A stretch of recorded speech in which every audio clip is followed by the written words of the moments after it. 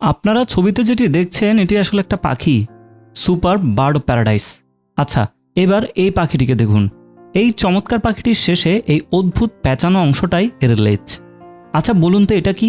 কমলা সাদায় মিশানো এই প্রাণীটা বানরও না, লেমুরও না, এটা হলো কাসকাস। আর এই ব্যাঙটা একটা পয়সার চেয়েও ছোট এই ব্যাঙ। এই অদ্ভুত প্রাণীগুলোর একটাকেও আপনি সাধারণ কোনো পরিবেশে পাবেন না। সবগুলো প্রাণীরই দেখা মিলবে খুবই ছন্নছাড়া একটা জায়গায়, নিউ গিনি দ্বীপ। অস্ট্রেলিয়ার উত্তরে আর ইন্দোনেশিয়ার পূর্বে বিশাল একটা দ্বীপ, যার পুরোটাই ঘন জঙ্গল, পাহাড় আর জলাভূমিতে ভরা। দেখুন না ম্যাপেও কেমন সবুজ লাগছে। আমাদের আজকের গল্প এই নিউ গিনিকে নিয়ে।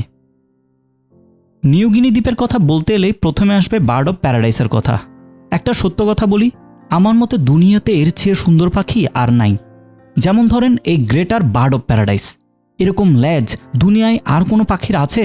কখনো মনে হয় সিংহের কেশর, আবার কখনো মনে হয় বুড়ির মাথার সাদা চুল। আরেকটা পাখি দেখাই, রিবন টেইলড অ্যাস্ট্রাপিয়া।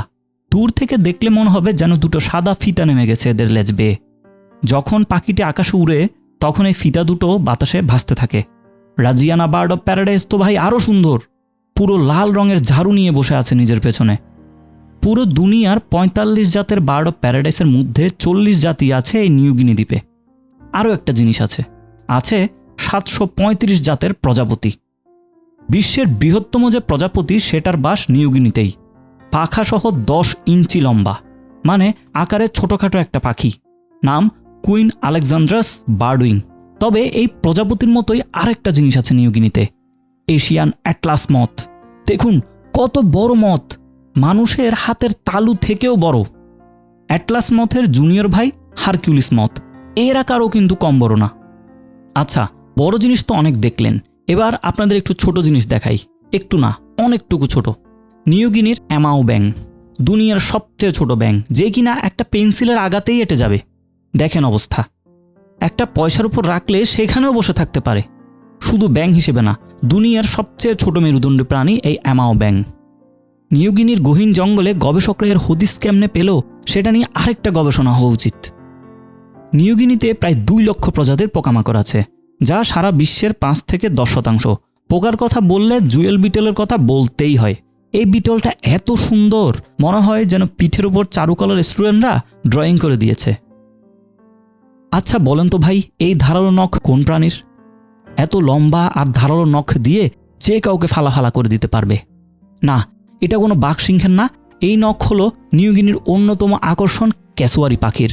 গলা নীল আর সাথে লাল লাল জুটি। ওজন ৫০ কেজির কম হবে না। তবে ক্যাসোয়ারি কুখ্যাত তাদের মেজাজের জন্য। খেপা ষাঁড় কিংবা পাগলা কুকুরের তারা খেয়েছেন কিনা জানি না, তবে খেপা ক্যাসোয়ারির সামনে পড়লে খবর আছে। মানুষকে আক্রমণের জন্য ক্যাসোয়ারিকে একটা উপাধিও দেয়া হয়েছে। উপাধিটা কি জানেন? World's most dangerous bird. আমি ভিডিওর শুরুতেই একটা কমলা সাদা অদ্ভুত প্রাণী দেখিয়েছি। দেখতে কার মতন বলে মনে হয়? কেউ বলবে লেমুর, কেউ বলবে ভালুক, কেউ বলবে বানর। কোনোটাই ঠিক না ভাই, এটা কাসকাস, কমন স্পটেড কাসকাস। আপনিও এর নাম আগে শুনেননি, আমিও শুনিনি। যাই হোক, আজ জানলেন। কাসকাসরা মার্সুপিয়াল, মানে ক্যাঙ্গারুর মতোই পেটের থলিতে বাচ্চা রাখে। নিউ গিনি যে এরকম কত অদ্ভুত প্রাণীকে ধারণ করেছে তা বলে শেষ করা যাবে না। বিশ্বের দ্বিতীয় বৃহত্তম এই দ্বীপের অবস্থান গ্রিনল্যান্ডের পরেই। প্রায় ৭,৮৫,০০০ বর্গ কিলোমিটার দ্বীপ, আর এর প্রায় পুরোটা জুড়েই পাহাড় আর জঙ্গল। রেইন ফরেস্টের পরিমাণের দিক দিয়ে নিউ গিনি বিশ্বের তৃতীয়। আপনারা যারা শহরে থাকেন তারা নিশ্চয়ই কবুতর দেখেছেন, আর যারা গ্রামে তারা অনেকেই তো কবুতর পোষেন। তো এই অদ্ভুত কবুতর কি কোথাও দেখেছেন? শরীর নীল আর মাথায় সাদা ঝুঁটি, যেন মুকুট পরা। হ্যাঁ, এই মুকুটের নামেই এই কবুতরের নাম ক্রাউন্ড পিজিয়ন। নিউ গিনি দ্বীপ ছাড়া আর কোথাও এদের পাবেন না। নিউ গিনি দ্বীপের আরেকটা বিস্ময় হলো লাল কালো রঙের এই তোতা, প্যাসকুয়েটস প্যারট। অনেকে বলেন ড্রাগুলা তোতা। দেখতেই কেমন যেন। তোতা বলতে আমরা বুঝি লাল নীল সবুজ হলুদ রঙের বাহারি পাখি। সেখানে এই কালো মাথা লাল শরীরের তোতাকে দেখলে তোতা কম শকুন বেশি মনে হয়। পাওয়ার বার্ড, বাওয়ার মানে কুঞ্জ। এই পাখিগুলো কুঞ্জ বা বাসা তৈরিতে ওস্তাদ। নিউ গিনি দ্বীপে ৮ প্রজাতির বাওয়ার বার্ড আছে, যারা এন্ডেমিক, মানে এদের নিউ গিনি ছাড়া আর কোথাও পাবেন না। এদের এক একজনের বাসার বাহার দেখলে আমি ফিদা হতে বাধ্য। আচ্ছা, এবার আপনাদের একটা প্রশ্ন করি। ক্যাঙ্গারু তো চিনেন, অস্ট্রেলিয়ার খুব কমন একটা প্রাণী। তো ক্যাঙ্গারু সবসময়ই মাঠে ঘাটে চড়ে বেড়ায়। কখনো কি দেখেছেন ক্যাঙ্গারুকে গাছে চড়তে? জি হ্যাঁ, নিউ গিনির ক্যাঙ্গারু গাছেও চড়ে। ট্রি ক্যাঙ্গারু নামে পরিচিত প্রাণীগুলো আকারে বেশি বড় না, তবে গাছে চড়তে ওস্তাদ। সহজে দেখা যায় না। একটাকে দেখতে পারলেই নিজেকে ভাগ্যবান মনে করবেন। নিজেকে আরও বেশি ভাগ্যবান মনে করতে পারেন যদি ক্রোকোডাইল মনিটরকে দেখেন। ক্রোকোডাইলের ধারে কাছে না থাকলেও এই মনিটর মানে গুইসাপ কিন্তু কম বড় না। ল্যাশ সহ মাপ দিলে কোনোটা কিন্তু কোমোডো ড্রাগনকেও পার করে দিবে। নিউ গিনির ম্যানগ্রোভ বন আর উপকূলীয় রেইন ফরেস্টে এই গুইসাপটির দেখা মিলবে। আমি সবার কথা বললাম, তবে একজনের কথা না বললে ক্রাইম হবে। এই প্রাণীটাকে দেখলে মনে হয় সজারু আর ছুঁচোর কম্বিনেশন। একিডনা। একিডনা পাখির মতো ডিম পারে, স্তন্যপায়ীদের মতো বাচ্চাকে দুধ খাওয়ায়, নিজে খায় পিঁপড়ে আর চলে সজারুর মতো কাঁটা নিয়ে। বিশ্বের ডিম পাড়া যে কয়টি স্তন্যপায়ী এখনও বেঁচে আছে তাদের একটি এই একিডনা। তবে নিউগিনি দ্বীপের জীববৈচিত্র্য যেমন অদ্ভুত, তেমন অদ্ভুত এর ইতিহাস। 1800 শতকের শেষ দিকে 3টি ইউরোপীয় শক্তি মিলে দ্বীপটাকে 3 ভাগ করে নেয়। বাম মানে পশ্চিম পাশটা নেয় ডাচরা, পূর্ব পাশটা আবার দুভাগে ভাগ হয়। উত্তর পূর্বতে যায় জার্মানরা আর দক্ষিণ পূর্বে ব্রিটিশরা।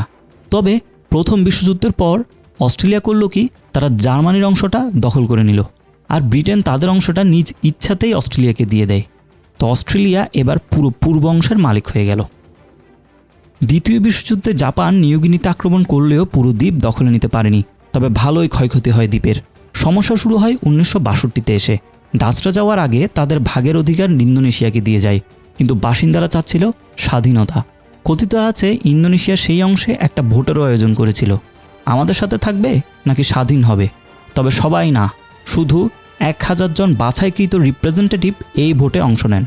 ফলাফল সবারই জানা, ইন্দোনেশিয়ার সাথেই থাকবেন তারা। পূর্ব অংশে এত সমস্যা হয়নি।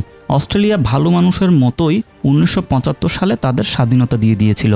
জন্ম নেয় পাপুয়া নিউগিনি। তার মানে এই একটা দ্বীপই এখন 2 ভাগে বিভক্ত, পশ্চিমে ইন্দোনেশিয়া আর পূর্বে পাপুয়া নিউগিনি। অবশ্য পাপুয়ানরা চান পুরো দ্বীপটিকে স্বাধীন করতে, সুতরাং ইন্দোনেশিয়ার সাথে তাদের বিবাদ আজও চলমান। যাই হোক, অনেক কথা বলে ফেললাম, তবে খালি প্রাণীর কথাই বললাম, গাছপালা বাদ পড়ে গেল। নিউগিনিতে কিন্তু গাছের অভাব নেই। এক অর্কিডই আছে 3000 জাতের। কিছু অর্কিড দেখলে মনে হয় ঘোরানো পেঁচানো এক জাতের ফুল, আবার কিছু অর্কিড ফুল তো দূর এমন বাজে গন্ধ ছাড়ে যে তাদের দেখলে পচা মাংস ছাড়া আর কিছু মাথায় আসে না। এমন জাতের ফার্ন আছে যারা হাইটে মানুষের চেয়েও লম্বা।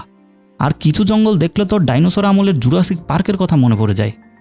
যাই হোক, এই গাছের গল্প না হয় আরেকদিন করব। এবারের ভিডিওটা ছিল একটি ব্যতিক্রম।